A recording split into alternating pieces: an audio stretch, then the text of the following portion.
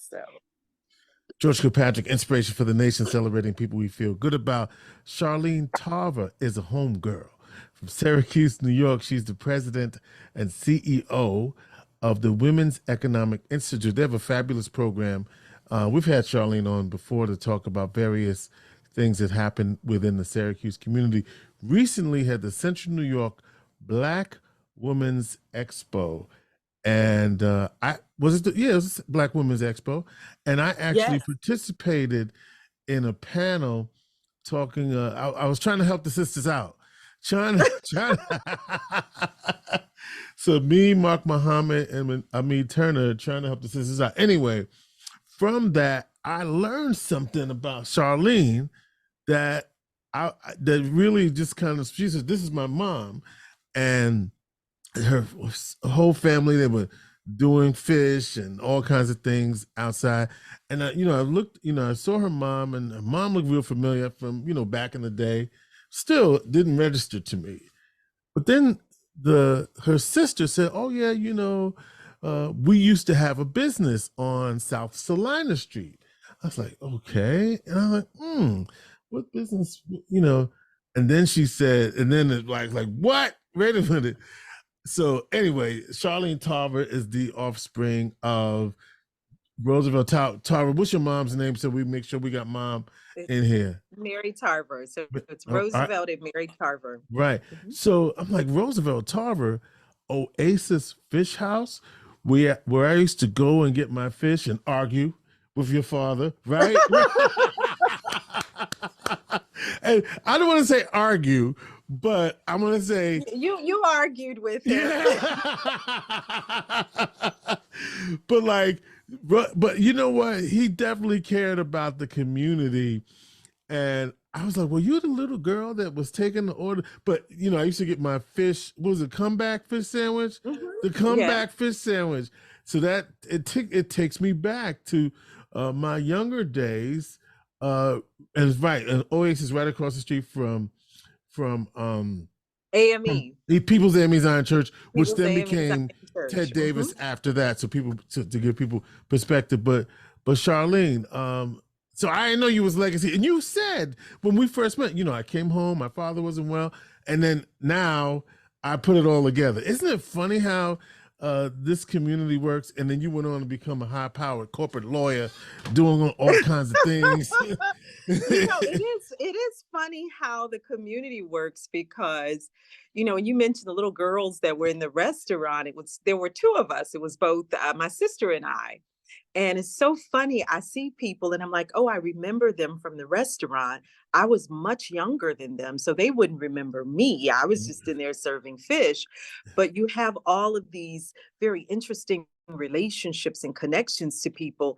I call them secret connections, because they don't remember me, but I remember them. Yeah. So it's been very it's been very, for lack of a better expression, interesting coming back home to Syracuse. My father passed January 11, 2020. And so that was a tremendous loss to our family, and I believe a tremendous loss to the community. You mentioned Oasis Fish House. My father actually had several locations that he ran the restaurant out of. He ran the restaurant on South Salina Street, and then when that closed, he opened it up on the west side of the city. And the comeback fish sandwich was the notorious brand that he created. And so it was, when I came back and we hosted that very first expo in August of 2021, excuse me.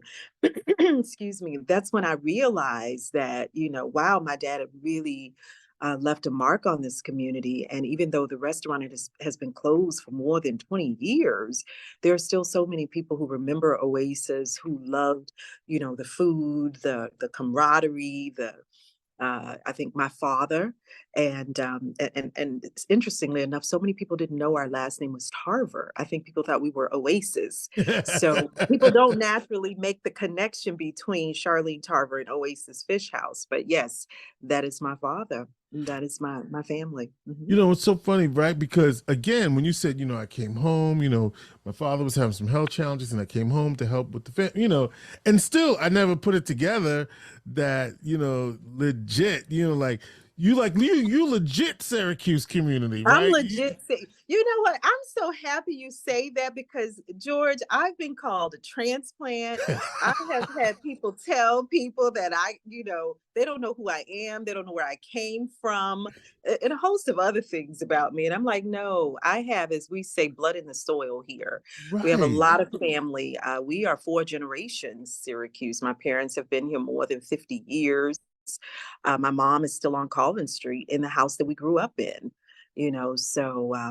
and ironically enough, we are working on a land development project on South Ave to bring back Oasis Fish House along with senior rental housing, commercial food hall and event space, retail shops, daycare. But we actually had my father's funeral service right at Gather's Funeral Home on South Ave. And then Mr. Rocky from Rocky's Barbershop was my Right across dad's the street. barber for more than 40 years. So yes, I am from this community, born and bred Syracuse, South Side. Why So do people think it's interesting you say that? Why do people think you're transplant? Why? you might know better than I do. No, is it be okay? I'll offer it because you come in, you came back home, and you're like, okay, let's do this, let's do this. Is it that? Is it because of that? Is that why you think? You have no I don't idea. know. I will say this. We went growing up here, we went to St. Anthony's and then we Hmm. went over to Bishop Grimes High School. Right. And my father was very much, both of my parents, they were strict. So my dad did not allow us to, do a whole lot of things in the community. So there's still a lot of Syracuse that, areas that I don't know because even though I grew up here, I left when I was 17 and Hmm. came back, not that women like to date themselves, but just to put things in context, I had been gone for 33 years. So I came Hmm. back turning 50 years of age. Hmm. I worked at McDonald's. There was a Mr. Daniels here who owned McDonald's, and I Right on worked at South Avenue before it closed. Yeah. Mhm. Yes, and I worked at Arby's downtown, and other than that, for my dad. So I have no professional history here in Syracuse either. So most of my work experience I've gained in other places, left here to go to college, and so it, it, I don't know why specifically people say transplant. I've been called a transplant in other places, and it really had more to do with the fact that I wasn't from that city, from that community. I look at my return to Syracuse as an opportunity to invest in the community, to continue my father's legacy, which was really about creating dignity and pride within the Black family and specifically within the South Side of the city. So my father unfortunately lost his battle with terminal brain cancer in 2020, as I stated. And so this was something that he was really passionate about. My father was passionate about community. And so that is deeply, excuse me, that is deeply rooted in who I am. You went over to argue with my father, but I he was tried gonna to get. clean I'm glad you himself brought a that little bit. back. Talk So so about that because I grew up in a home where we were very vocal people. And I grew up hearing my father, very voluminous voice, full of bass. And my dad would tell you exactly what he thought and felt about everything. He didn't bite his tongue. And so we've learned how to verbalize our thoughts and feelings and move forward from that. And so sometimes people see that as arguing. I think I carried that into my legal career. And then my mom was also very studious. So my mother did take classes at the community college and studied nursing. And so there's this side of her that, really loved books, had an appreciation for education. And then my father used to march and protest and demonstrate. So, I think if I kind of look at both of those personas coming together, it really created a great foundation for me to then still have a love of community, but also have a deep appreciation for the practice of law and policy and legislation, what those things can do to really be transformative for a community, so. Yeah. So yes, my dad argued with you. Well, I don't know if he argued with you. I think my father stated his point vehemently. Right. Yeah. And, I was gonna say, and yeah, because he had something to say. You just didn't come in to get the fish sandwich. Mr. no, no. Kilpatrick, and I was a youngster too. I wasn't even, you know what I mean? I was young, right? Mr. Kilpatrick, I think they need to put this over there and then the community, and therefore Yes.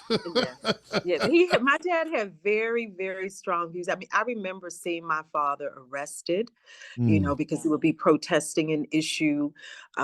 He felt very strongly about, when I mentioned dignity, my father felt very strongly about uh, housing and people having access to jobs. Many people don't know this about my dad, but my dad had a third grade education. mm, And he came to Syracuse on a bean truck.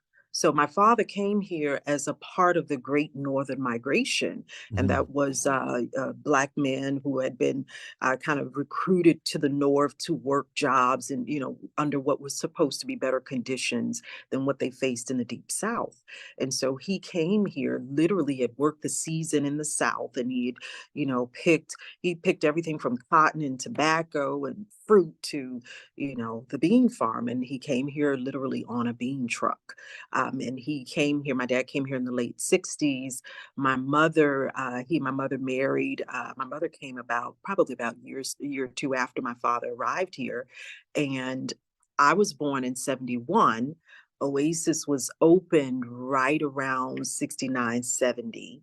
And so I essentially grew up in a family that owned and operated, that were entrepreneurs. I Yeah. started working in Oasis when I was about 10 years old. And so, again, you have this story of this man with this third grade education who literally has uh, taken over this storefront. He's designed out his restaurant. He's put together a menu, his price point. He's identified who his target demographic is and what his product is going to be. And he and my mother were able to educate their children, raise their family, and, you know, um, sustain themselves How off many of running siblings? this fish market. There are four of us. Hmm. There are four of us. So having grown up in that entrepreneurial environment and really being taught do for self, own your own business, that really is so critical to how I look and how I maneuver in the world, and has a lot to do with the foundation of the Women's Economic Institute and really the Southside Renaissance Project. When I look at this, the project is really my father's legacy. Mm. If you can give people access to opportunity, then I think that that will address a lot of the poverty that exists in this community. So it's really about entrepreneurial led economic development and being able to provide that public facing food hall where folks are able to come in, get education, training, and be able to own, operate, and run their own restaurants as well as retail shops. So So this it is will be the Oasis, it'll be the Oasis Food and Retail Incubator that is a part of the Southside Renaissance so Project. when talking with Charlene Tarver, who is the president and CEO of the Women's Economic Institute, we were like reminiscing about one of the community's early advocates, Roosevelt Tarver, who owned and operated Oasis Fish House. You really have to be old school Syracuse to remember that, or at least have been here for a minute to remember that. As a student at Syracuse, you come down, and you know what I used to appreciate, that I could get wheat bread on my comeback sandwich. Right, that was a thing. Right, That it was only wheat bread. There was there Right. wasn't So one. I didn't realize it was a trip, but we had wheat bread. Yeah, wheat bread. Oh yeah, he was very health conscious. So only wheat bread, and he would pile it high with fish, and you could get it with cheese or without cheese. He had fish boats and seafood baskets and shrimp and wings. And my father also sold every type of fish you could imagine: black bass, red snapper, sea trout, mullet, porgies, oh, croakers. He'd have crabs and shrimp and oysters, clams, lobster. He had all of it. So yes, we grew up just enjoying seafood. At the time, I hated fish, but Yeah. serving fresh seafood to the community. Charlene, so you talked about, so, and I wanted to have you on after I found this out about you, to have you come on and talk about your dad, people like him and the Willie Morgan who we just lost. Did they have much interaction with one another? Oh, absolutely. Absolutely. I think, back in I think the late 60s, early 70s, or really all the way, I left Syracuse in 89. I mean, we Hmm. had a very cohesive community. It was a very small number of Black owned businesses. They all knew each other. They patronized and frequented and supported each other.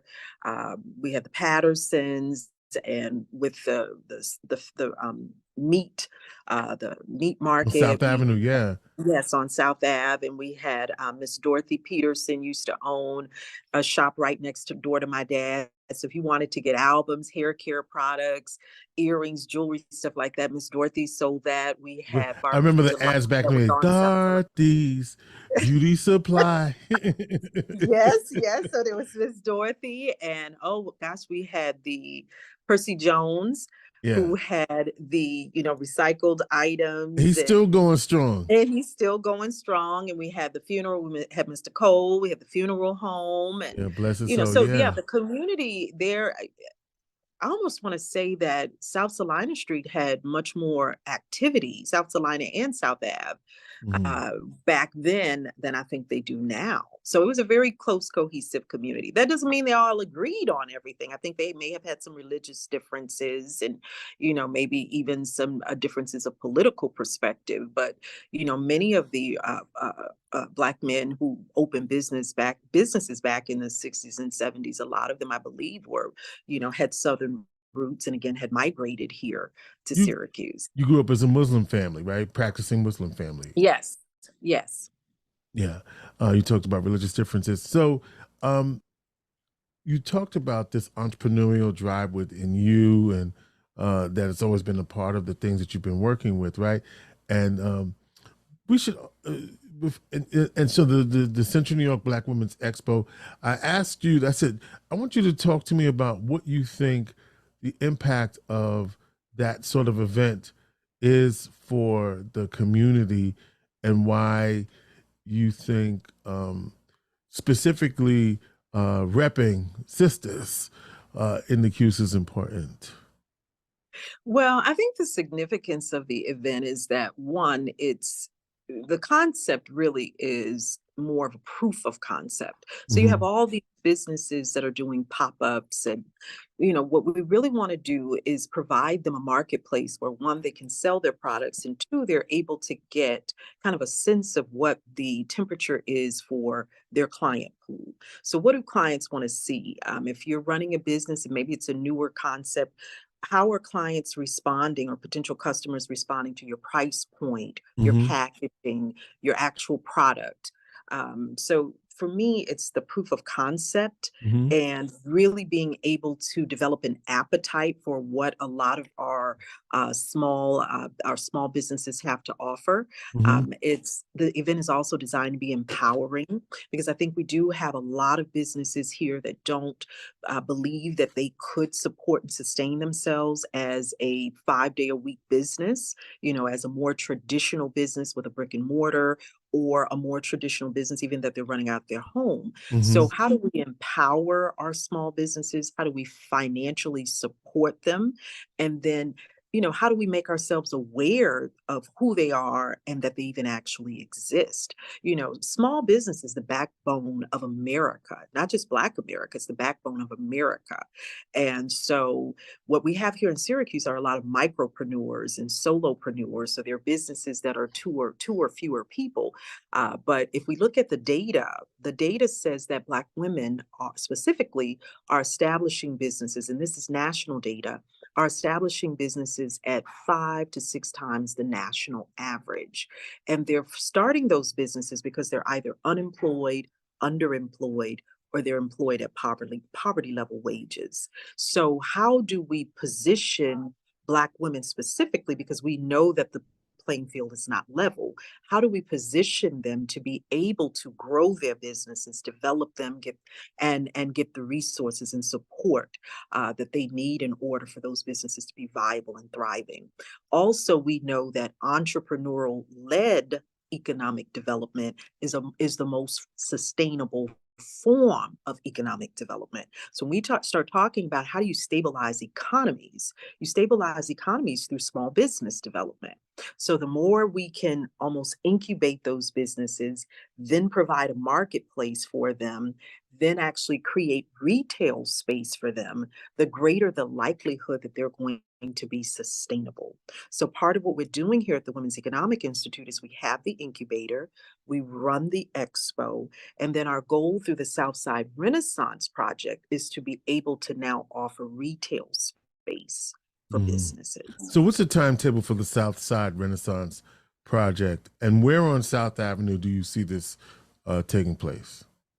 Or is it on So South the Avenue? I assume it was on South Avenue. Yes, it's on South Ave.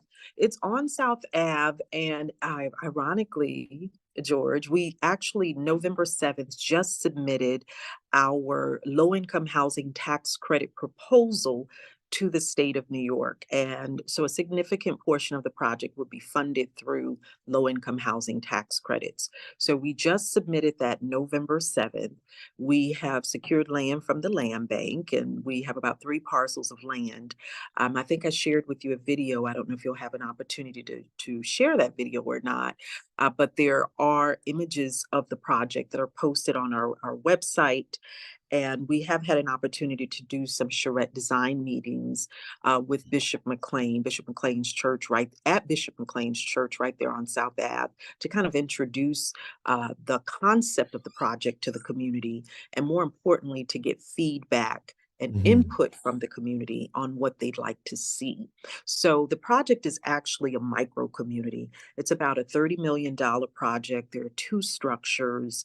On the ground floors of both of the structures, one has a public facing food hall that is really turnkey. And then the second building has a retail incubator, daycare, and a food market. We've also incorporated workforce development spaces into the structures, as well as a community space, a fitness center, an event space. It'll be full broadband access. And All again, of it's that all on. of that spread out So over two is it very structures. similar in not similar concept, but like we look at what Salt City Market is? Are we talking about something similar to that with the housing component, with the retail incubation component, but then the other things you talked about, Yes. daycare and fitness and all of that. So in some ways, looking at I don't want to say replicating, but that's the word, but creating something very similar in the on the Yes, south so side we community. are, yes, to answer your question in with brevity, yes, it's Yeah, very similar to Salt City Market. Ironically, we actually, and this is my sister and I, we proposed a similar project uh, actually about 6 months. We proposed it to Kellogg right. about 6 months before Salt City Market opened. And at the Mm, time, I was living in Arizona and my sister's in Maryland. So we had no idea of what Salt City Market was doing. right, But the concept of kind of these food incubators, it's not a concept clearly that started with Salt City Market. There is a food incubator based out of San Francisco. It's called La Cocina. There's a food incubator based in Detroit. They've also recently opened up a food incubator, I think, in Brooklyn, New York. And what the food incubator does is the whole concept is that you're working and training food entrepreneurs, preferably low income food entrepreneurs, and you're providing them the tools so that they have a turnkey space. mm, The biggest hurdle for food operators in terms of opening new businesses is the cost of the overhead involved. right. Your deep freezers, your walk-in coolers, deep fryers, It's the hood. It's very, very costly to open a restaurant.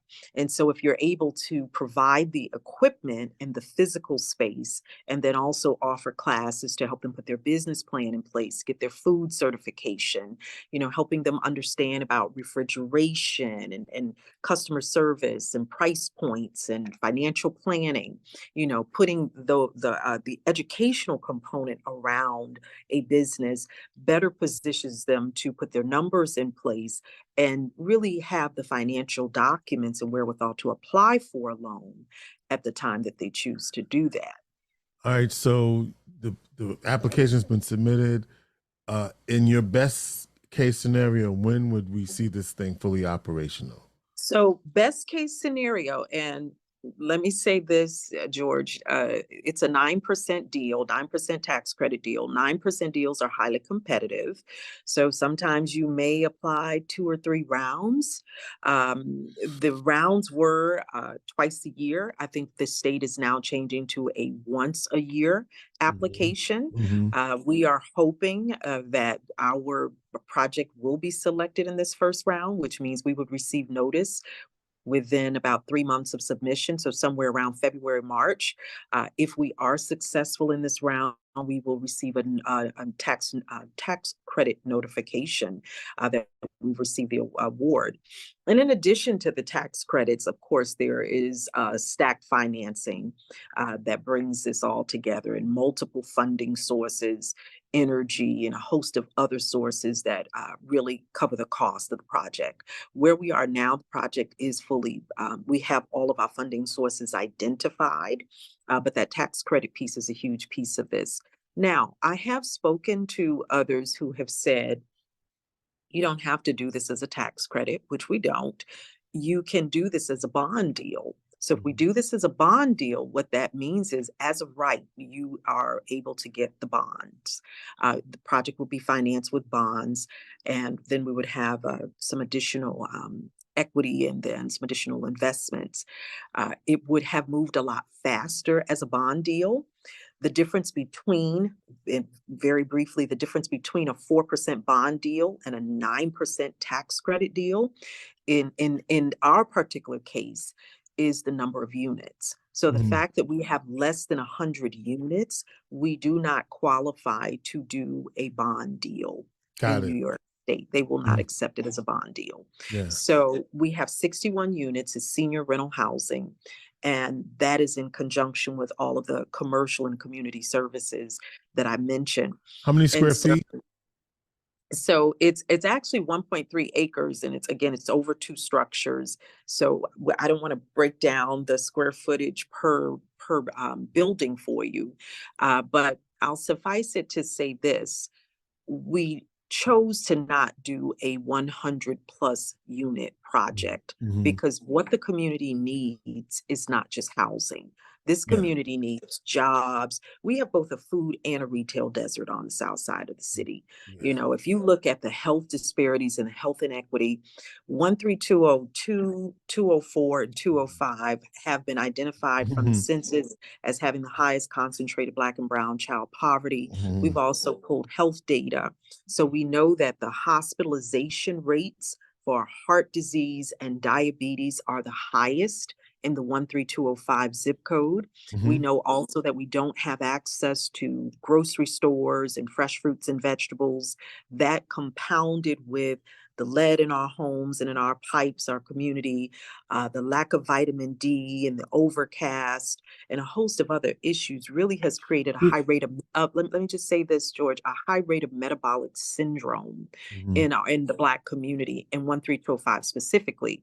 And that is where you see 3 or more core health morbidities. That's going to be diabetes, hypertension, heart disease, high blood pressure, cancer. So we know that that exists within these zip codes. We also know we have a high rate of Black maternal and infant mortality, which is stemming from the poor diet, which stems from lack of access to quality, healthy foods and healthy food options. So what we've done with this project is incorporate health and economic equity into affordable housing design. So it's not just simply let's put up housing. It's let's put up housing that helps to grow community, to build neighborhoods, healthy, strong, economically viable neighborhoods. Yeah, I was gonna say DOH should be probably in your purview if you're looking forward. I guess it's the You word. said what should be there? The Department of Health, right, as potential because of the health equity pieces. But you said food desert, and I'm saying, doesn't the price right being in the neighborhood help to like when you say that, someone say, well, yeah, but didn't we just do price right a few years ago, and didn't that help with that, or are you Oh, talking about the everything helps. the whole, Everything but helps. when you say went through a 205, you mean the whole swath and not just that particular. Okay, I So not understand. just South Ave. Yeah, Right, not just right, South right, Ave. I'm looking at the entirety of 13205. And you also have to remember, George, that you're in a community that largely is a walkable community. right, So 30% or more of the residents on the South Side do not have a vehicle, don't have access, and don't drive. right, So in terms of the convenience of people being able to grocery shop, especially when we start talking about young families getting access to grocery stores and fresh fruits and vegetables, that is a real challenge. And mhm. so I pulled some data, and I think we have about the little convenience markets, in New York City, they call them bodegas, Bodegas, the yeah. little convenience corner stores. We have about one for every 1,100 residents. Mm, So there clearly is a lack of access to food. And then when you right, think about those corner stores and your gas stations, what you're consuming is processed, packaged, high preservative, high corn syrup, fructose products that are highly unhealthy. yeah, yeah. But trust me, I know. All right, well, listen, Charlene, this sounds very exciting.